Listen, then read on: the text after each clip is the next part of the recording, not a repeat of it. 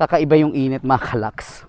So mga kalaks, talaga nang ginaw. Hindi ko na alam kung paano.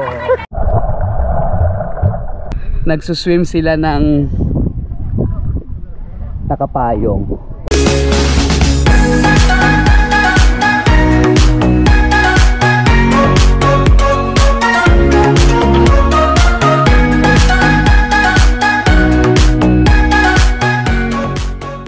Hey mga kalaks, thank you for visiting my YouTube channel. If this is the first time that you watch any of my vlogs or any of my videos, please consider subscribing and hit the notification bell para you will be updated every time that there's a new video upload in this channel. Thank you!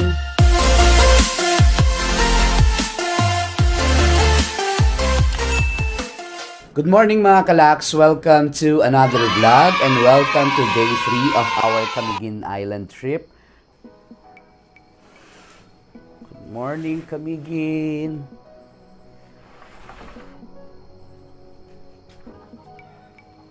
This is our morning view here.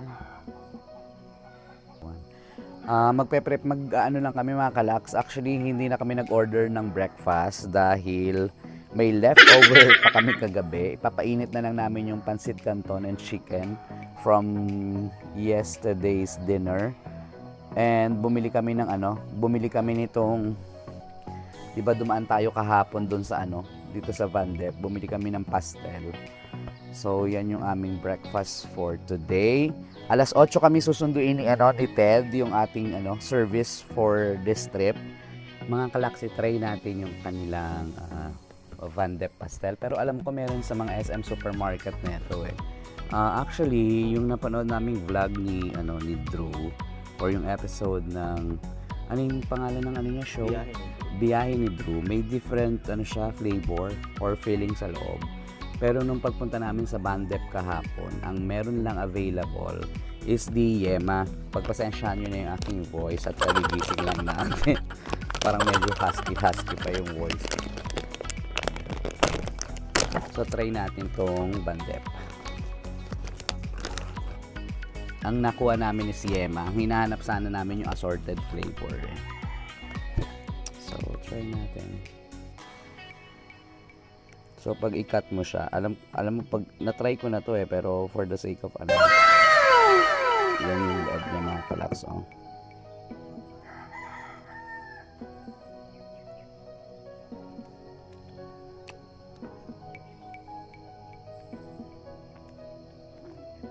Alam mo minsan pag kinaano mo to, tapos may kausap ka at mahilig ka sa Yema, hindi mo mamalayan siguro mapangalahati na itong itong box ng ng pastel. Dahil masarap talaga siya.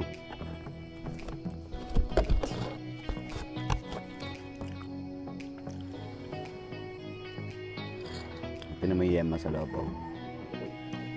Tapos sabayin mo ng kape.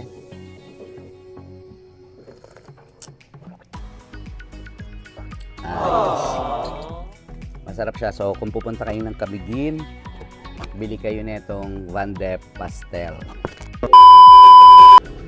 Mga kalaks, punta kami doon sa hot spring.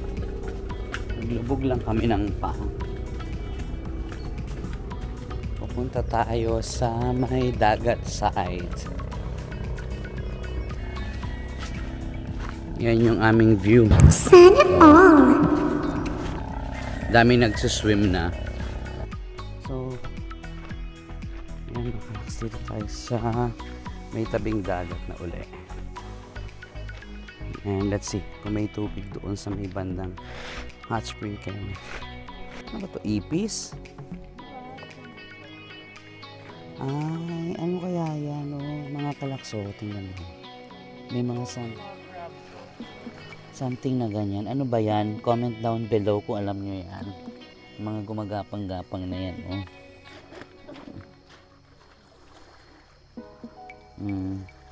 Ito mga kalaks yung yung sa beach area dun sa tapat ng hotel kung saan kami nag-stay.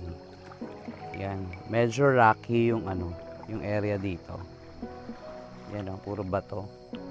Ang maganda lang, may part dito na mainit or maligam-gam yung tubig, hot spring. Kung saan ako nakatayo yan, Ang tubig very mainit. Pero pag maglakad ka ng ilang steps, na siya, malamig na uli siya. Kaya dito lang tayo sa mainit na part. Ayan mga kalaks, paalis na tayo ng ating room. Bye-bye, Nay! Bye-bye! Ingat kayo! Thank you po.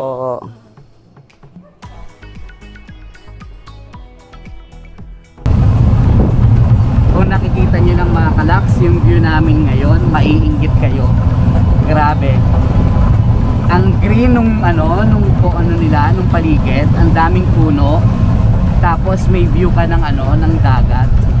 Sobrang fresh ng hangin. Ang unti ng sasakyan sa kalsada. So talagang napaka chill and laid back dito sa Camiguin. Very provincial life.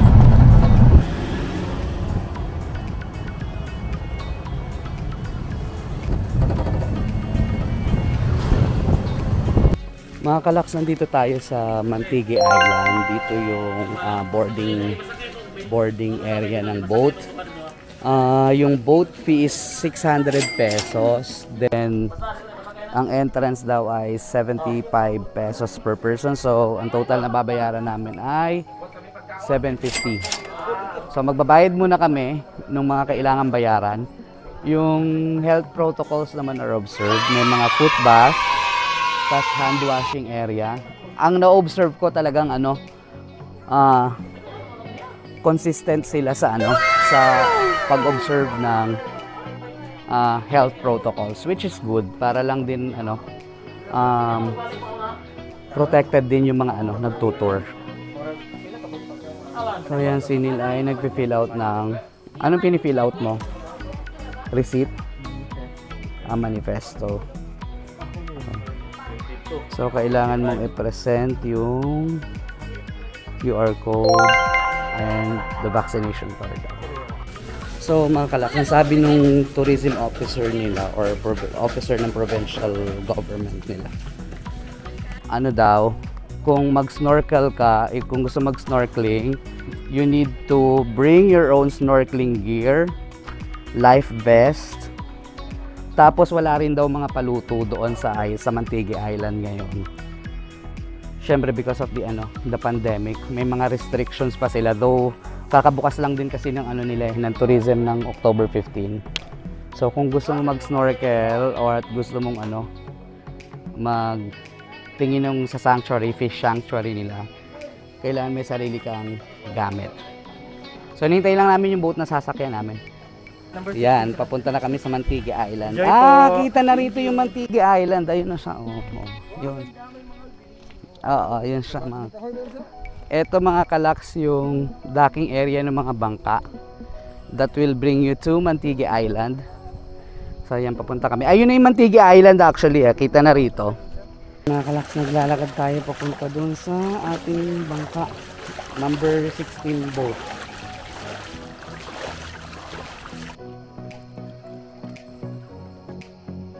Halika kuya, oh my god. Good morning kuya. Yan. Nakasakay na tayo.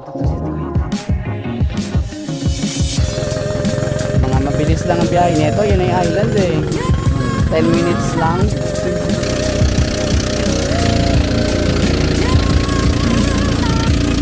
Magandang umaga po sa inyo lahat, sir. Sana mag-enjoy kayo dito sa isla. Ang ganda ng tubig. Thank you, sir. Okay.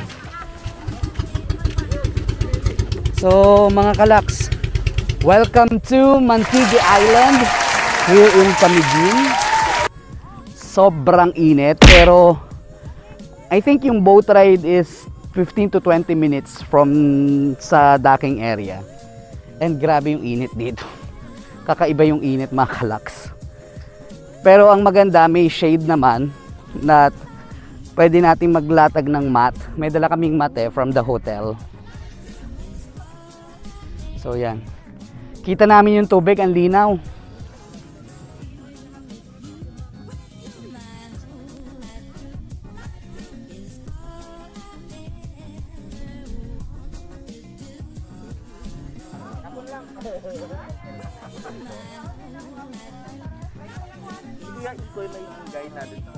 Hi, Kuya. Hello, hello sir. Good morning. So welcome to Mantigui Island Nature Farm. My name is Ikoy. I am a local tourist guide in this island. So I'll give you the meaning of Mantigui. Okay, Kuya, go. M, man. T, adventure. N, nature. T, tourism. I, island. G, gorgeous. U, unique. E, enjoy yourself. That is the meaning of Mantigui. Kami again is, come again. Thank you. Mga kalaks, naglatag na kami dito ng mat. May pin-provide na mat yung hotel. At dito lang kami sa ilalim ng puno para may shade kasi sobrang init. Pero ang kagandahan nga rito, katulad ng sinabi ko kanina, hindi tulad dun sa White Island na sobrang naked niya because sandbar lang naman talaga sa. Eto may mga puno na pwede kang maglatag ng mat or something na para maupuan mo. So kung mag-try kang rent ng table, it's 100 pesos daw. Kaya yun. Mga kalaks, ikot lang kami dito. Maghahanap kami ng magandang space para mag-picture. Pero grabe, kung pupunta kayo dito, medyo agahan nyo. Actually, sabi namin dun sa guide namin, dapat pala the same time that we left the hotel nung pumunta kami ng White Island dahil mainit siya. As in, mainit. Grabe. Pag uwi namin ng Manila, ewan ko na kulay namin. Nandito kami sa sa may gilid na ng Mantigui Island. And hanap kami ng magandang post. Tapos na kami dito sa may mga shrubs dito. Ganda. Ito parang Puka Beach na pinatahimik, no? Mga kalaks, pabalik na tayo dun sa dun sa pwesto ng gamit namin. Tapos na kami mag-picture and mag-snorkeling kami. Grabe mga kalaks, ang ganda ng ang linaw ng tubig. Tapos ayan yung view ng ng volcano. Tapos yan, white sand, pero may mga yung matatalim na corals dito sa sa beach front. So ayan yung famous na I Love Mantigui na signage. Ayan. Yan mga kalaks, hinihintay lang namin si Kuya Ted. Nagkasalisi daw kami dahil kami galing dun sa other area. Si Kuya Ted umikot naman dito sa loob. Hinahanap kami. So hintayin lang namin, tas mag-snorkeling na kami. Tas after snorkeling, babalik na tayo uli sa Nag-switch na ako sa aking GoPro dahil mag-snorkeling kami.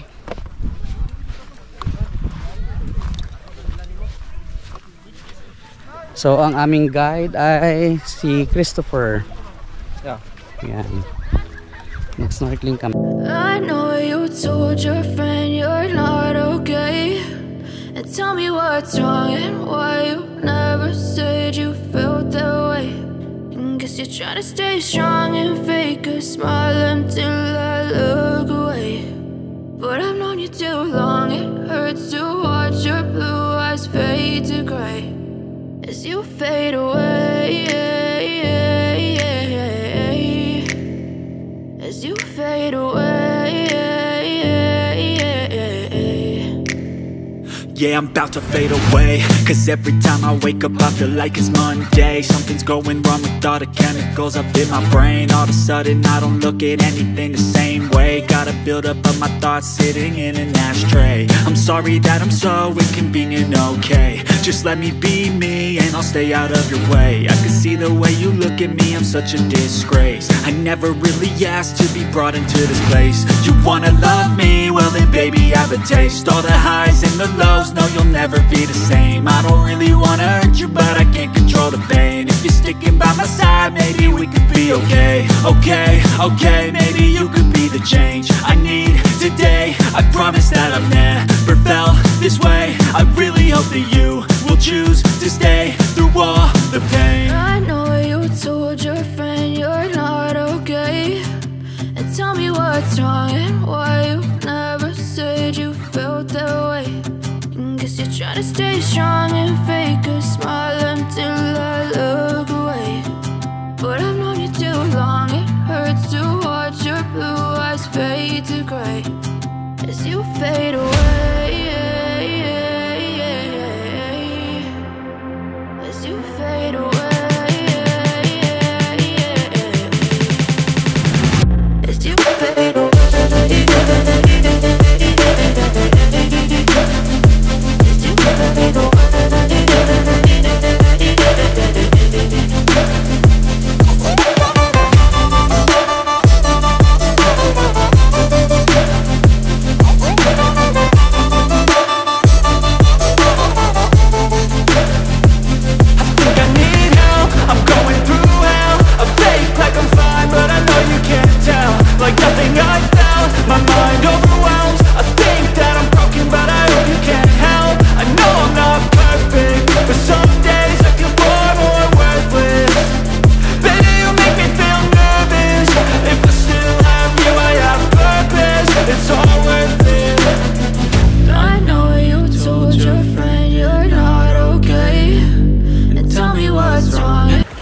Ingat ka din, ate.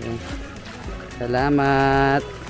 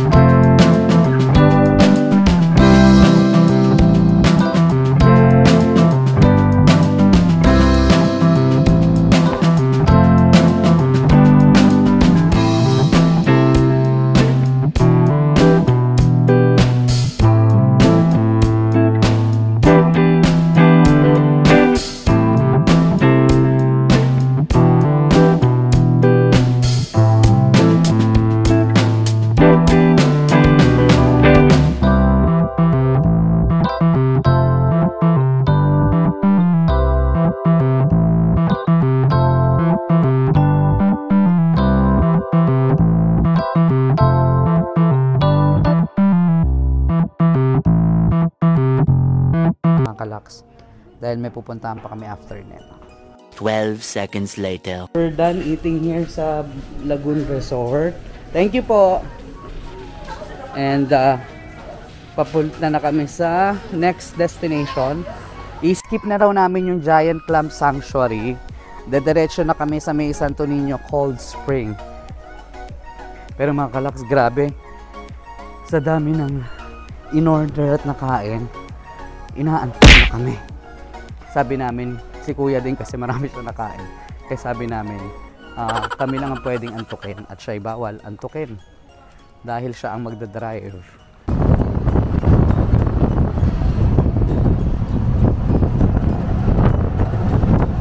So yan mga kalak, sobrang compliant sila sa mga government regulations. Nakada ganyan, yan, may mga checkpoint. You need to wash your hands and mag-sanitize at mag-foot bath. So yan, tapos na. So ganyan sila ka-compliant sa mga local regulations nila. Kaya ano din, Kaya no wonder yung kanilang mga COVID cases ay talagang na-curb nila ng mabilis. And to think island sila. Pang na to, third checkpoint, no?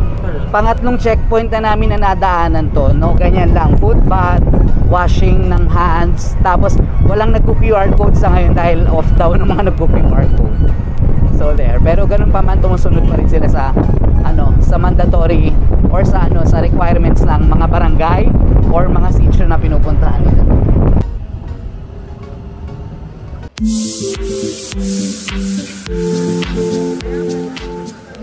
So mga kalaks, nandito na tayo sa may Santo Niño Cold Spring. Yeah. So mga kalaks, pe-present natin yung QR code muna.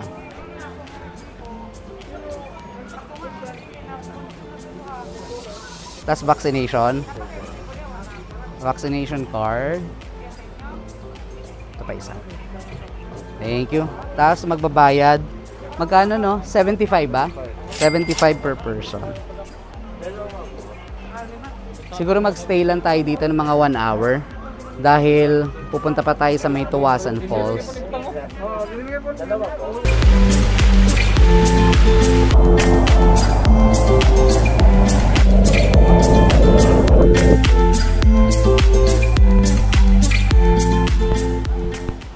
So mga kalaks, na-try na natin yung kanilang Dolphin cake, isa dahil balik. Dili ka mag-stop. Balik mo dahil dili. Wala stop. Mag-ina. Naman daddy, balik tayo on one stop.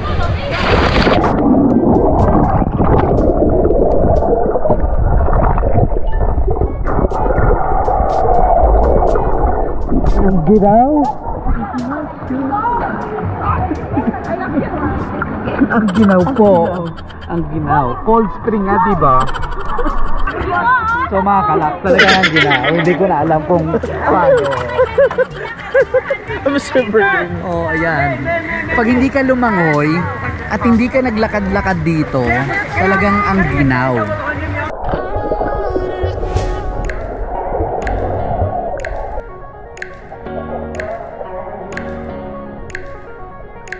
Mga kalaks, tapos na tayo dito sa sa Santo Niño Cold Spring. Papunta tayo ngayon sa Tuwasan Falls.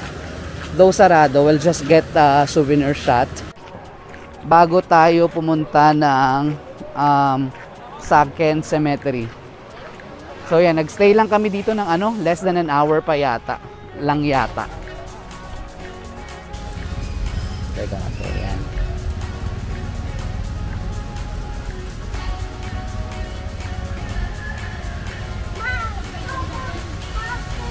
So mga kalaks, tikman natin yung isa sa mga local delicacy dito sa Camiguin, yung kanilang keeping. Made of cassava siya, na nilagyan lang ng tawag nito ng latik or yung matamis na bao sa atin.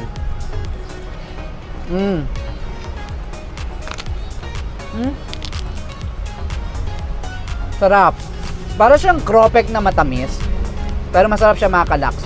Minto tayo dito sa may part na to na papunta ng Tuwasan Falls. Hindi ko alam kung kita pero yon, 3 bundok na magkakatabi. Ang tawag daw dyan ay Tres Marias. So yan.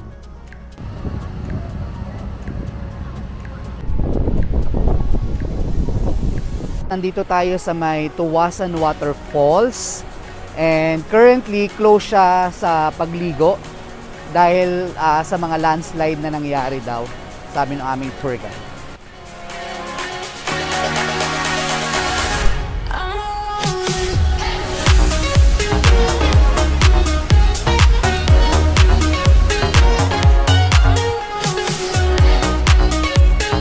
Iwa ba dyan o dapat dun sa taas? Mga kalaks, pupunta tayo ng Sagken Cemetery for sunset viewing. Sana umabot kami for right in time the sunset. Kasi 5:17 yung time ng sunset. So sana makaabot kami doon.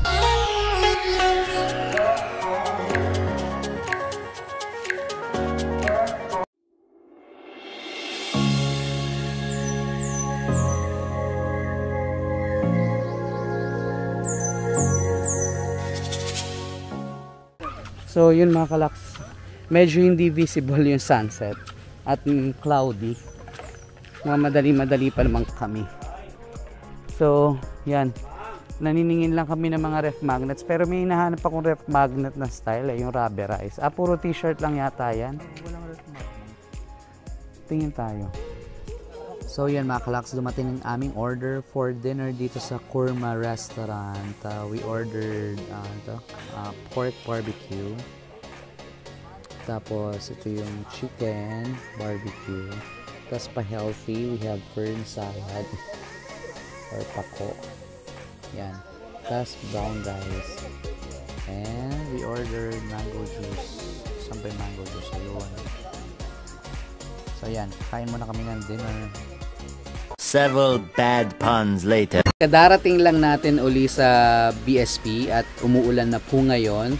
At magpapaalam lang tayo dito sa dalawang tumulong sa amin dito sa aming biyahe dito sa Camiguin, si Ate Elsa. Staff to ng sila ng BSP. Yan, tsaka si Ann. Hello po. Yan, sila yung dalawang sobrang nag-assist sa amin dito. Thank you Ate Elsa. Thank you Ann. Thank you so much. Salamat. Thank you. Nakapag-freshen up na ako at andito na si Ate Gemma, yung ating ang magmamassage. Nagpatawag kami ng magmamasahe dahil usually naman pag nagbabiyahe kami, every last night, nagpapamassage kami para lang ma-relax din yung katawan.